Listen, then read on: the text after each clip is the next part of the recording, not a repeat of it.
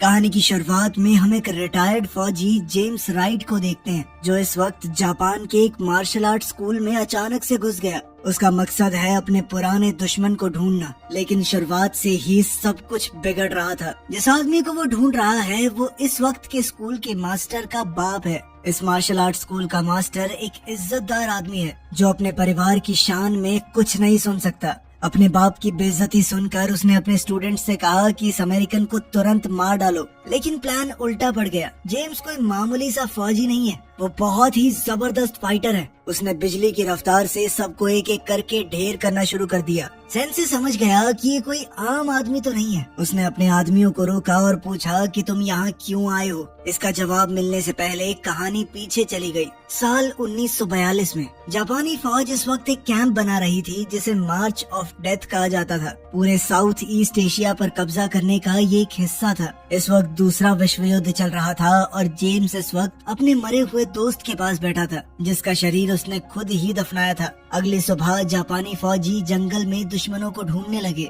James ने उनके पास ही छुपकर एक पत्थर फेंका उनका ध्यान भटकाने के लिए, और फिर अचानक से हमला कर दिया। एक फौजी को मार दिया और एक माइन उड़ा दी। कुछ पलों के लिए उसे लगा कि वो जीत रहा है, पर जंगल में जितनी उसने सोची थी उससे कहीं ज्यादा बड़ी फौज है। वो भागता हुआ पेड़ों के बीच से निकला, पर जल्दी ही पकड़ा गया। कमांडर ने कहा कि इसे मारो मत, जिंदा पकड़ो, इसे कैंप ले चलो। गेट से घुसते ही सबका ध्यान उस पर चला गया। कर्नल तुरंत समझ गया कि ये कोई आम बंदा नहीं है, ये ब्रिटिश एयरफोर्स का कमांडर रह चुका है। कैंप में बंद फौजियों के अंदर एक बड़े अफसर को देखकर हौसला न आ जाए, इसलिए कर्नल ने कहा कि इसे चुपके से मार दो। पहले तो लगा कि जेम्स हार मान गया, पर जैसे ही तलवार चली वो बच गया। अपनी जबरदस्त लड़ने की तकनीक से उसने 3 गार्ड्स को मार दिया और फिर जंगल की तरफ भाग गया। जल्द ही उसे क्रैश हुए प्लेन का कबाड़ मिला, लेकिन वो वहाँ भी ज्यादा देर तक छुप नहीं पाया। वो वहाँ से भाग ही रहा था कि तभी उसका पैर छुपे हुए जाल में पड़ गया। उसे दोबारा पकड़कर फौजी उसे वापस कैंप में ले आए। कर्नल ने उसका डॉग टैग खींच लिया और उसकी कमर के नीचे एक मेडल मिला, जो कि युद्ध के दौरान जबरदस्त बहादुरी के लिए मिलता है। कर्नल ये देखकर इम्प्रेस हो गया और कहा कि इसे अभी मत मारो, इसे बिल्डिंग के नीचे वाली जगह में ले जाओ और आराम करने दो। पर ये सुकून ज्यादा देर तक नहीं रहा। अगली सुबह वो उसे एक और लड़ाई में भेजने वाले थे, जिसमें उसका मरना पक्का है। रात में एक गार्ड ने कहा कि इसे सोते हुए मार देते हैं, लेकिन कर्नल ने मना कर दिया। वो चाहता था कि ये पूरा कैंप देखे कि उसका हुक्म ना मानने का अंजाम क्या होता है। जेम्स एक छोटे से सेल के अंदर बंद था, जहाँ उसे कुछ और बंदी मिले। उनमें ज्यादातर अमेरिकन थे। उनमें से एक ने अपना नाम गैब्रियल बताया। उन्होंने पूछा कि ब्रिटिश आर्मी यहाँ आएगी हमें बचाने, लेकिन जेम्स इस पर चुप रहा। उन्होंने सुना था कि पहले यहाँ पर वियतनामी कैदी भी थे, लेकिन आर्मी के वहाँ पहुँचने से पहले सबको मार दिया गया। जेम्स ने याद किया कि जब उनका स्क्वाड वहाँ पहुँचा तो उनका जहाज दुश्मन की भारी गोलीबारी की वजह से क्रैश हो गया, लेकिन इस सब में वो बच गया। कुछ देर बाद जेम्स ने बताया कि इस एरिया में तैनात सारे पायलट मारे जा चुके हैं, मतलब अब कोई रेस्क्यू नहीं हो सकता। इस जापानी जेल के अंदर रूल बहुत सख्त हैं। फिर भी उसने सोच लिया कि यूं हार तो नहीं मानूंगा। उसने फैसला लिया कि वो दोबारा से यहाँ से भागने की कोशिश करेगा, पर बाकी कैदियों ने कहा कि सोचना भी मत, सब बेकार है। ये कैंप एक आइलैंड पर बना हुआ है, हर तरफ वॉच टावर और पहरा देने वाले लोग हैं। जो भी कभी यहाँ से भागता है वो पकड़ा जाता है। ये कैंप सबसे मजबूत और खतरनाक कैदियों को तोड़ने के लिए बनाया गया है। हम सबसे मजदूरी करवाई जाती है ताकि इस कैंप की दीवारों को और मजबूत बनाया जाए। थोड़ा ऊपर एक और कैंप है जिसका नाम है मार्च ऑफ डेथ। वहाँ से तो आज तक कोई वापस ही नहीं आया। किसी को नहीं पता कि वहाँ क्या होता है।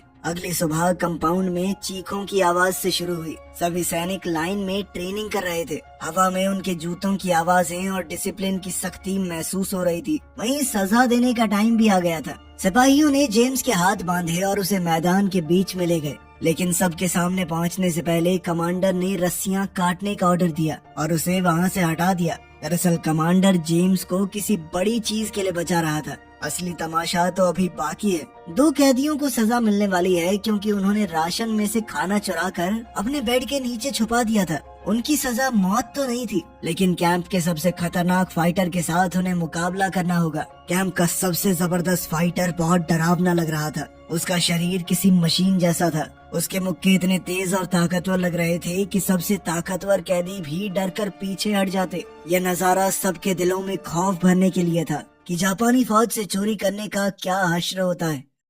मैच के बाद सब लोग अब जेम्स की मौत का इंतजार कर रहे थे। ऐसे खतरनाक खिलाड़ी के सामने जेम्स के बचने का कोई चांस नहीं लग रहा था किसी को। लेकिन कुछ ही सेकंडों में जेम्स ने उस बड़े और खतरनाक फाइटर को सिर्फ 2 हमले करके गिरा दिया। कर्नल कुछ भी नहीं बोला, वो चुपचाप अपने टेंट में चला गया। टेंट में उससे एक सिपाही बात करने लगा कि सर जेम्स को जिंदा नहीं रखना चाहिए, ऐसे आदमी को तो अपनी आखिरी सांस तक टॉर्चर करना चाहिए। लेकिन कर्नल कुछ अलग सोच रहा था। उसकी आंखों में दुश्मन की ताकत के लिए थोड़ी इज्जत तो थी, लेकिन उसने वादा किया कि जेम्स का समय भी जल्द ही आएगा। बाद में जेम्स की मुलाकात कैप्टन कॉलिंस से हुई। कॉलिंस उसका लड़ने का तरीका देखकर हैरान हो गया। जब सब जश्न मनाने के लिए ड्रिंक्स लेने लगे तो दाढ़ी वाला कैदी अपनी बनाई हुई शराब लाया, जो इतनी तेज थी कि गले को आग की तरह जला रही थी। लेकिन मूड हल्का होने से पहले ही जापानी फौजी वहाँ आ गए। उन्होंने जेम्स को कर्नल के टेंट में बुलाया। टेंट के अंदर एक जवान नर्स सामान रख रही थी। जेम्स और नर्स ने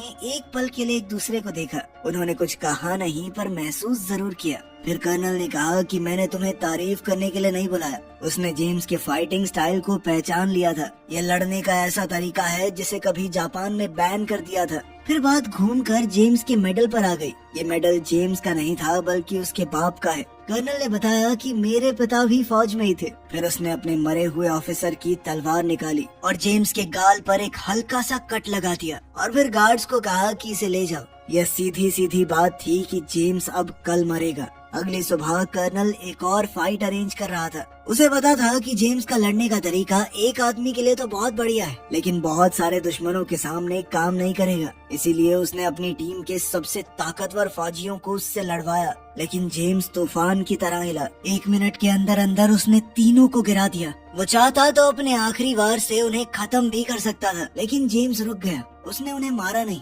कर्नल फिर से बिना कुछ बोले टेंट में चला गया। बाद में जब जेम्स के साथ ही उन जापानी फौजियों का मजाक उड़ा रहे थे, तो जेम्स ने कहा कि वो फौजी कोई डरपोक नहीं थे, वो बस अपने कमांडर के ऑर्डर्स फॉलो कर रहे थे, बिल्कुल हमारी तरह। उसकी ये बात सुनकर सब चुप हो गए। कुछ देर बाद कैंप में गोली चलने की आवाज गूंज उठी। कर्नल ने तीनों हारे हुए फाइटर्स को मरवा दिया था। वो सबको दिखाना चाहता था कि यहाँ दया की कोई जगह नहीं है। गैब्रियल और कॉलिंस के घाव बढ़ रहे थे। जल्दी ही उन्हें उस कैंप में भेजा जाएगा जहाँ से कोई वापस नहीं आता। समय कम था तो जेम्स ने एक खतरनाक प्लान बनाया। उसने वॉच टावर के ऊपर रेडियो देखा था। अगर वो रेडियो तक पहुंच गया तो वो किनारे से ब्रिटिश फोर्सेस को सिग्नल दे सकता है। उस सिग्नल के मिलते ही ब्रिटिश फौज उन्हें बचाने जरूर आएगी। तो प्लान बनाया गया कि अगली काम की शिफ्ट में कैदी शोर शराबा मचाएंगे। चीख पुकार होने लगी। सभी गार्ड दौड़कर वहां आए। टावर वाला सिपाही भी नीचे उतर आया। जेम्स टावर की तरफ दौड़ा और ऊपर चढ़ गया। उसने रेडियो तोड़कर निकाल लिया और सैंड बैग्स के पीछे छुप गया।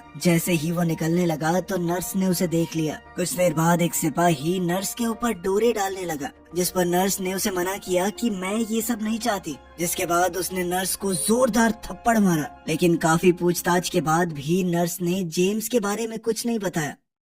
अपने सोने की जगह पर वापस आकर जेम्स ने रेडियो छुपा दिया। सबने फैसला किया कि अभी सिग्नल नहीं भेजना, सिर्फ सुनना है। शायद उन्हें ब्रिटिश या अमेरिकन सिग्नल मिल जाए। लेकिन अगली सुबह खतरा उनके दरवाजे पर पहुंच गया। कर्नल ने एक इमरजेंसी मीटिंग बुलाई। वो पता लगाना चाहता था कि किसने भागने की कोशिश की है। जेम्स ने कैदी को बेहद घबराता हुआ देखा और रात को बड़े प्यार से उससे बात की। उस कैदी ने बताया कि बॉर्डर के बिल्कुल कोने पे एक छोटी सी जगह है, वहाँ पे मैंने एक खुफिया होल बना रखा है। मैं धीरे धीरे उसे बड़ा कर रहा था ताकि निकल जाऊं यहाँ से। अब तो जेम्स ने भागने का फैसला कर लिया। रात को उसने अपना बेड ऐसे बना दिया कि कोई मुंह ढक के सो रहा है और चुपचाप निकल गया वहाँ से। दाढ़ी वाले उस फौजी ने भी उसकी मदद की। कई महीनों बाद उसने कैंप की दहलीज के बाहर कदम रखा। उसी वक्त एक गार्ड इंस्पेक्शन करने आया और देखा कि जेम्स गायब है। लेकिन दाढ़ी वाले आदमी की आंखों में देखकर वो कुछ नहीं बोला और चला गया। जंगल से होते हुए जेम्स किनारे तक पहुँच गया। अब रेडियो के अंदर उसे अचानक से अमेरिकन सेना का खुफिया कोड सुनाई दिया,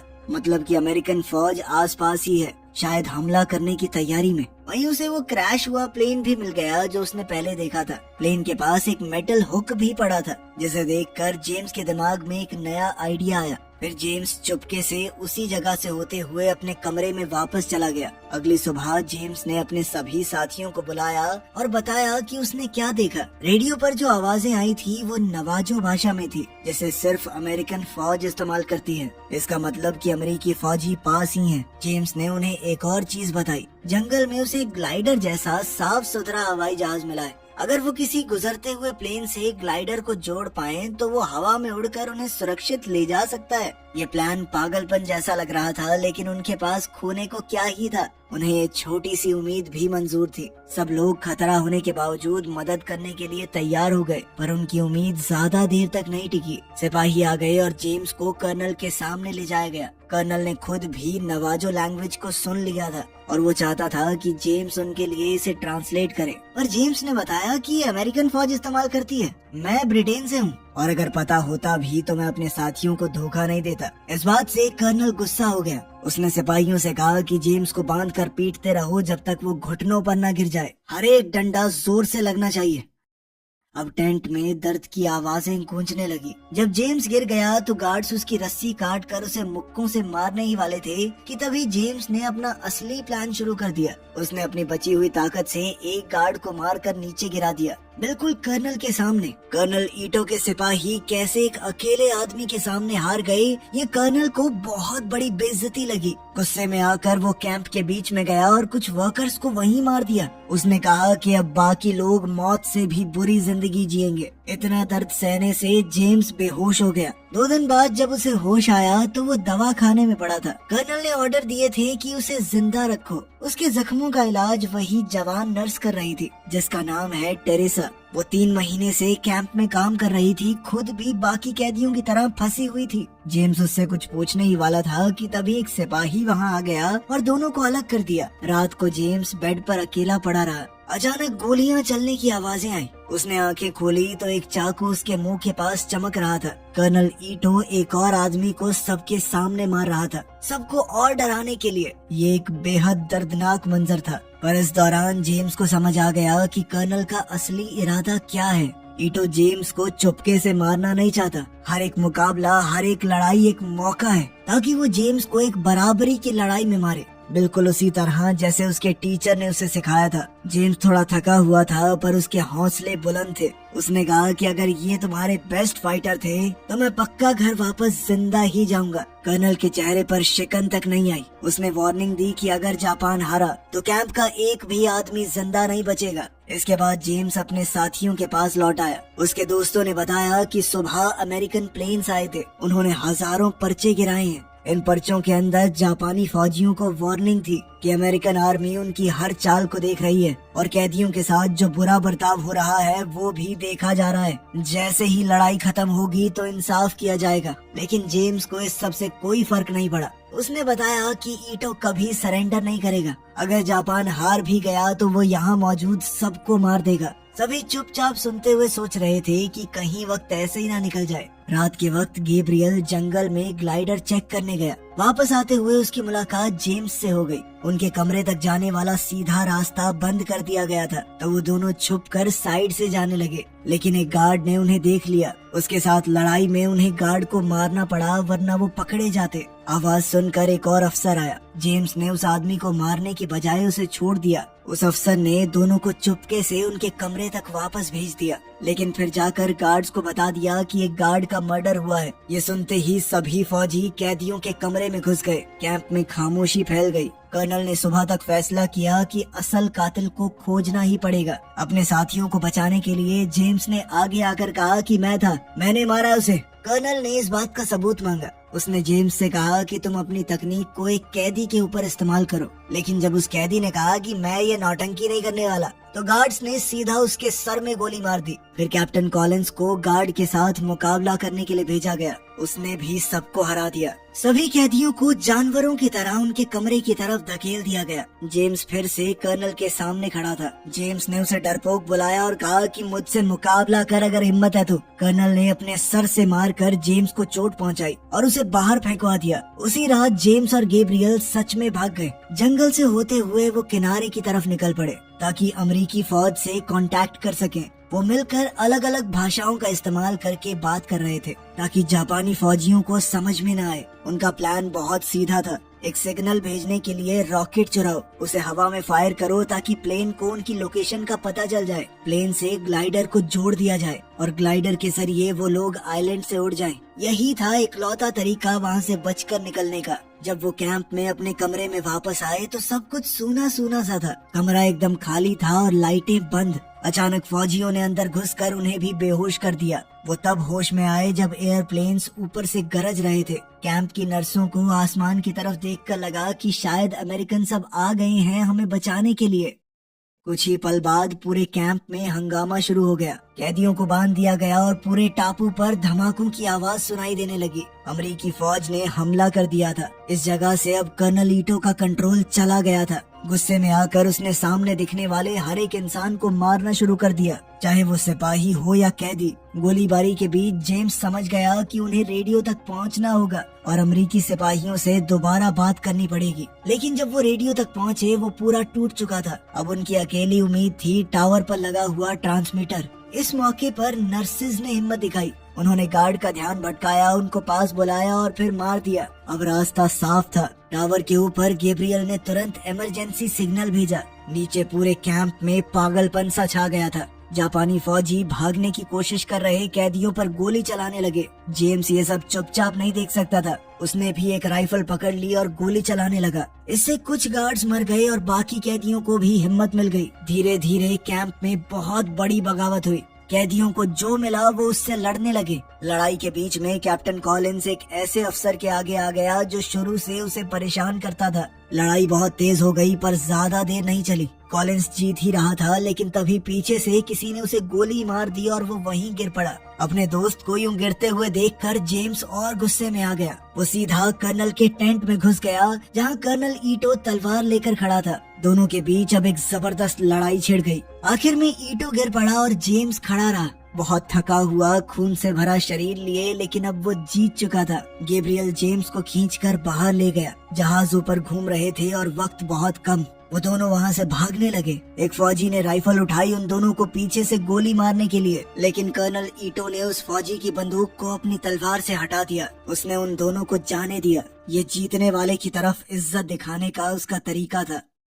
जेम्स और गैब्रियल जंगल से भागते हुए ग्लाइडर तक पहुंच गए। ऊपर मंडरा रहे अमेरिकी प्लेन्स ने अपना आखिरी हमला शुरू कर दिया। इतने में जापानी फौजी पेड़ों के बीच से निकले हमला करने के लिए, लेकिन प्लेन्स ने गोलियां चलानी शुरू कर दी। सारे जापानी फौजी वहीं मारे गए। अच्छे बुरे सभी खत्म हो गए। इस धुएं और लड़ाई के बीच में जेम्स ने टो करने वाली केबल उठाई और ग्लाइडर पर लगा दी। एक अमेरिकी जहाज पास से निकला और केबल पकड़ ली, जिसके बाद ग्लाइडर हवा में उड़ गया। आइलैंड धीरे धीरे नीचे छोटा होता गया। दोनों ने एक कसम खाई कि एक दिन वापस आएंगे और बाकी लोगों को भी बचाकर ले जाएंगे यहाँ से। सालों बाद यही कसम जेम्स को जापान के उस छोटे मार्शल आर्ट स्कूल तक ले आई थी। वो उस आदमी को ढूंढने आया था जिसने कर्नल ईटो को सिखाया था। वहाँ के नए मास्टर ने अपने स्टूडेंट्स को भेज दिया और जेम्स की बात ध्यान से सुनने लगा। मास्टर ने बताया कि मेरे पिता और पुराने गुरु 1 साल पहले मर गए। मरने से पहले उन्होंने बताया था कि एक दिन एक फिरंगी आएगा, एक आदमी जो उस तकनीक से लड़ता है जिसे सालों पहले बैन कर दिया गया था। मास्टर ने जेम्स से कहा कि तुम अपनी तकनीक दिखाओ। जेम्स थोड़ा शांत हुआ और कुछ घातक मूव्स दिखाए, लेकिन वार नहीं किया। मास्टर समझ गया कि यही वो इंसान है जिसकी बात की गई थी। फिर उसने एक छोटा सा लकड़ी का डब्बा निकाला। उसके अंदर जेम्स के पिता का वो मेडल और एक डॉग टैग था। 2 ऐसे योद्धा जो शायद किसी और समय में एक दूसरे के दुश्मन होते, लेकिन अब शांति में एक साथ खड़े हैं। वीडियो पसंद आई तो लाइक कर देना, चैनल को सब्सक्राइब कर लेना। मिलते हैं अगली वीडियो में।